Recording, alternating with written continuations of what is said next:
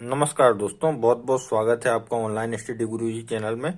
आज दोस्तों हम इस वीडियो में हिंदी व्याकरण का एक बहुत ही महत्वपूर्ण टॉपिक कवर करेंगे। और दोस्तों इसका प्रश्न परीक्षा में जरूर पूछा जाता है। कोई भी एग्जाम हो, आपका कंपटीशन एग्जाम हो या नॉर्मल एग्जाम हो, सारे एग्जामों में एक प्रश्न जरूर आता है इसका। तो चलिए दोस्तों आज का वीडियो स्टार्ट करते हैं। आज का वीडियो है हमारा हिंदी व्याकरण का कारक के ऊपर। तो दोस्तों हम इस वीडियो में कारक क्या होता है, कारक के प्रकार कैसे होते हैं, कारक के कितने प्रकार होते हैं और कारक को पहचानने की ट्रिक, सारा कुछ हम इस वीडियो में पढ़ लेंगे। तो सबसे पहले देखते हैं हम कारक किन्हें कहते हैं। कारक तो वे शब्द जिनका क्रिया के साथ प्रत्यक्ष या अप्रत्यक्ष संबंध रहता है उन्हें हम कारक कहते हैं। मतलब दोस्तों वे शब्द रहते हैं जिनका क्रिया के साथ कुछ न कुछ तौर पे संबंध होता है, या प्रत्यक्ष होता है या अप्रत्यक्ष होता है, उन्हें हम कारक कहते हैं। अब यहाँ पर आगे देखते हैं। सर्वनाम शब्दों में 7 कारक होते हैं क्योंकि वहां पर संबोधन कारक नहीं होता।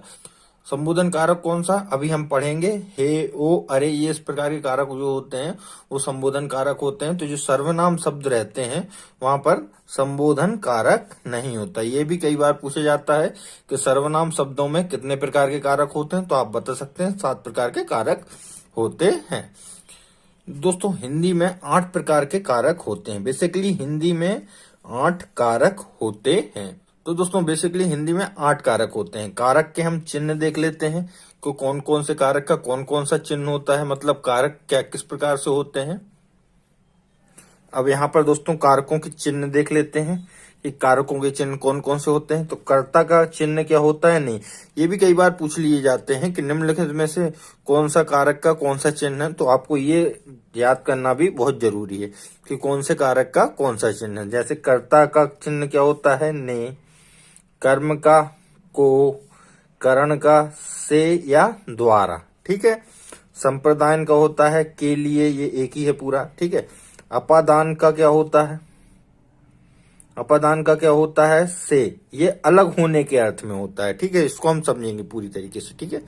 उसके बाद संबंध का क्या होता है, का, के, की या रा, रे, री। अधिकरण का क्या होता है, में या पर, ठीक है। और संबोधन जो सर्वनाम में जो कारक नहीं होता वो यही है संबोधन। संबोधन का चिन्ह क्या होता है, हे, ओ और अरे। ये इस प्रकार से ये चिन्ह लगा रहता है, इसके जरिए आप इसको समझ सकते हैं, पहचान सकते हैं, ठीक है। अब आगे देखते हैं। हमने कारकों के चिन्ह देख लिए, अब आगे देखते हैं इनको पहचानेंगे कैसे। तो दोस्तों सबसे पहला है कर्ता कारक। तो कार्य करने वाला कर्ता कारक कहलाता है। मतलब दोस्तों जो कार्य करता है वो कर्ता कारक कहलाता है। जैसे देखिए राम पढ़ता है, तो यहाँ पर कर्ता कौन सा है, राम है, ठीक है। रेणु जाती है, यहाँ पर कर्ता कारक कौन है, रेणु है, ठीक है। इसी प्रकार अब आगे देखते हैं कर्म कारक। तो कर्ता जिसे सर्वाधिक चाहता है वो कर्म कारक होता है। उदाहरण के जरिए समझते हैं। जैसे राम पत्र पढ़ रहा है, तो यहाँ पर जो पत्र है वो कर्म कारक होगा, ठीक है दोस्तों। अब आगे देखते हैं। आगे दोस्तों अगला है करण कारक। तो कर्ता की जो सर्वाधिक सहायता करता है वो करण कारक। तो दोस्तों कर्ता की जो सर्वाधिक सहायता करता है वो करण कारक कहलाता है। जैसे कलम से पत्र लिखते हैं, तो यहाँ पर कलम से जो है करण कारक है, ठीक है दोस्तों। सिंपल है, कोई दिक्कत नहीं। अगला है संप्रदान। तो जिसके लिए क्रिया की जाती है वो संप्रदान कारक होता है। जैसे बालक दूध के लिए रोता है, तो के लिए यहाँ पर जो है वो संप्रदान कारक है। सिंपल है दोस्तों, कोई कठिन नहीं है, बहुत आसानी से आप पहचान सकते हैं। अब आगे देखते हैं। अगला दोस्तों 5वां है अपादान। तो ये दोस्तों सबसे मोस्ट आईएमपी है, ये पूछा जाता है हमेशा परीक्षाओं में। तो जहां से वस्तु अलग होती है वो अपादान कारक कहलाता है। जैसे हम गांव से दिल्ली जाएंगे, तो हम कहाँ से अलग हुए, गांव से। गांव से अलग होके दिल्ली जाएंगे तो वो कहलाता है अपादान कारक। तो ये दोस्तों हमेशा परीक्षा में पूछा जाता है। इसको एक बार फिर से समझ लीजिए। जहां से कोई वस्तु अलग होती है उसे हम अपादान कारक कहलाते हैं। हम गांव से दिल्ली जाएंगे, हम कहाँ से अलग हो रहे हैं, गांव से अलग हो रहे हैं, इसलिए अपादान कारक कौन होगा, यहाँ पर गांव होगा, ठीक है। आगे आपको दोस्तों समझ में, जहां से कोई वस्तु अलग होती है वहां पर अपादान कारक होता है। अगला है दोस्तों 6वां संबंध। तो आपसी संबंध बताने के लिए होता है। इसका संबंध कारक का उपयोग कहाँ होता है? आपसी संबंध बताने के लिए। जैसे देखिए, यह मोहन का घर है, तो ये यहाँ पर मोहन का संबंध घर से बताने के लिए किसका, का उपयोग हो रहा है, ये संबंध कारक है। ठीक है दोस्तों, कोई दिक्कत नहीं।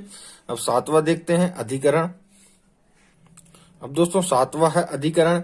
किसी वस्तु के बैठने, रहने एवं ठहरने के आधार को कहते हैं अधिकरण। मतलब किसी वस्तु के बैठने, रहने या ठहरने के आधार को कहते हैं।